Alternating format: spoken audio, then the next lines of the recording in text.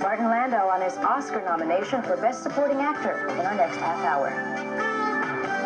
18 after 8 now. In the photographs Ted Spagna takes, you'll rarely see his subjects smiling. And that's because they're almost always sleeping. For more than 10 years, Ted Spagna has been taking time-lapse photographs of people and animals while they sleep. The portraits that emerge are remarkable both as photography and for the insights they have provided scientists who study sleep. Currently, Ted Spagna's sleep photos are part of a joint exhibition at Clark University's Little Art Gallery and the New England Science Center, both located in Worcester, Massachusetts. And Mr. Spagna is joining us. Fascinating what you're doing. How'd you get into this, taking pictures of people while they sleep? It's a very obvious question, not so easy to answer. But I can summarize by saying that initially I had been taking photographs for a long, long time. I was always interested in people. And by chance, by luck really, I came upon some very sophisticated control equipment for a camera that I had back about 10 years ago, which enabled me to do remote photography. And so it was really a combination of really liking equipment, kind of being an equipment freak, if you will, being interested in people and the way that they behave. And the other thing, which is not so easy to talk about, is that I think any artist who's worth his or her salt often does things intuitively, spontaneously. And it was a response to having certain tools which enabled me to extend my reach, so to speak. So you got into it as art, yes. But the scientists became interested in it, in what it shows about people as they sleep, right? Yeah. I had been doing it for some time, thinking, this is wonderful, it's beautiful, I really like this stuff. I wonder how many other people are doing it. And I was teaching at Harvard at the time. I was teaching motion picture production. And I met a neurophysiologist at Harvard Medical School, Dr. Alan Hobson, and he got very excited when he saw the work because no one had ever done it before. We've got some pictures of a couple who ironically sleep with their cat, I gather. But what can you tell about them as you watch them? This is every 15 minutes? Yes, it's every 15 minutes throughout the night. Well, it's some interesting things. You'll see that she actually is the Zeitgeber, the woman. She sets the pace. If you examine the frames carefully and slowly, although they're running by quickly here, you'll see that she actually is the one who sets the pace. And there's also an interesting relationship between the couple and their cat. Can you tell how can you tell about the relationship with the cat or their relationship with each other? Well, you know, sleep is an interesting state. I think most of us don't really think about it to any great depth or in detail. We all dream, we all sleep, but it's not simply rest. It's a very dynamic state. There's a lot going on in the sleep state. Can you tell what's going on from the pictures? Yes, and that's one of the reasons why they proved to be scientifically significant. Heretofore, it was necessary to bring someone into a sleep lab to see how their brain was responding during sleep.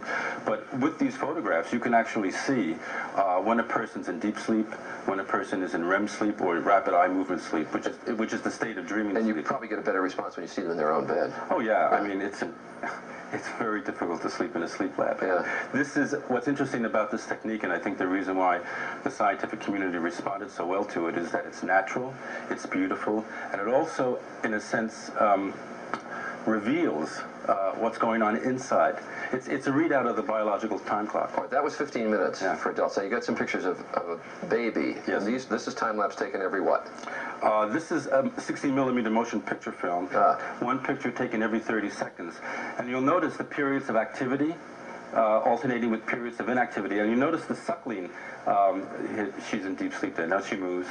The suckling motion of her hand. She'll often put her hand or her thumb to the mouth. It's kind of an instinctual reaction to her newborn life.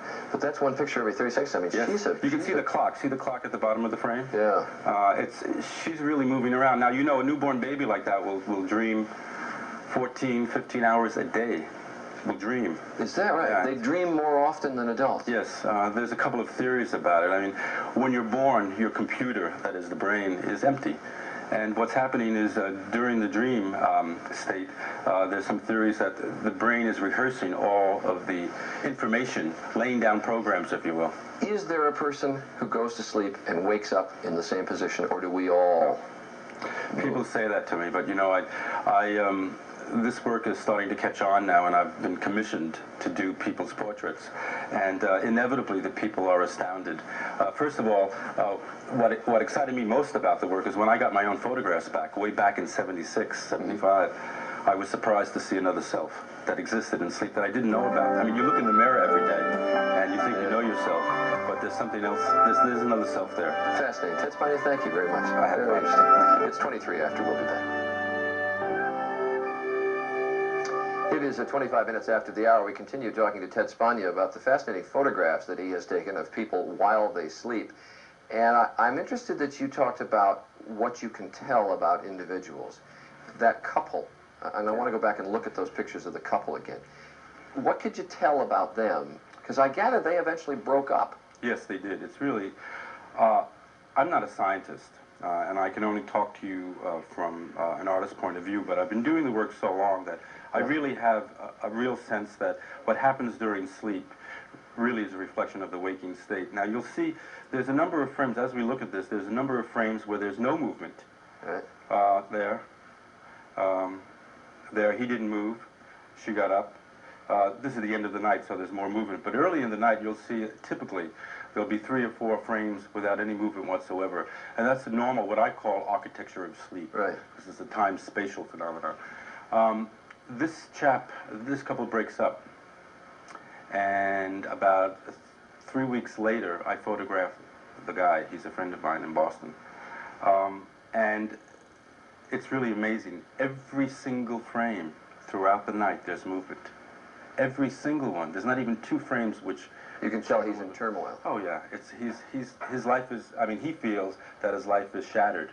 And that psychic, emotional response is really displayed and shown in the work. I'm amazed when you say that you taking a photograph every 15 minutes.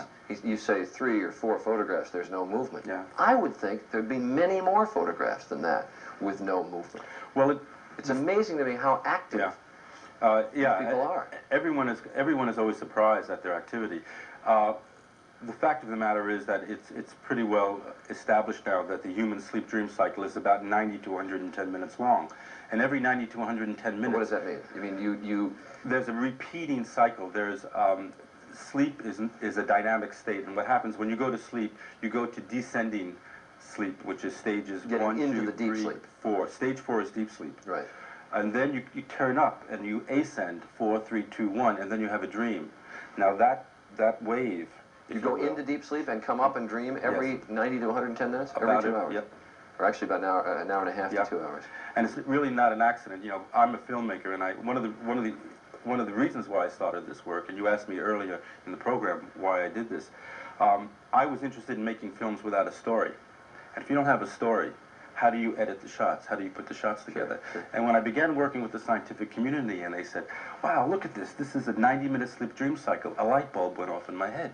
Because I realized that it's not an accident that feature films tend to be 90 minutes long. I realized that it's not an accident that we take our coffee break 90 minutes into the day. All of these rhythms, these biological rhythms, are entrained in our brain. I mean, there is a clock in our brain which controls many of the things. You're suggesting, Ted, that we cut this program down from 2 hours to 90 minutes?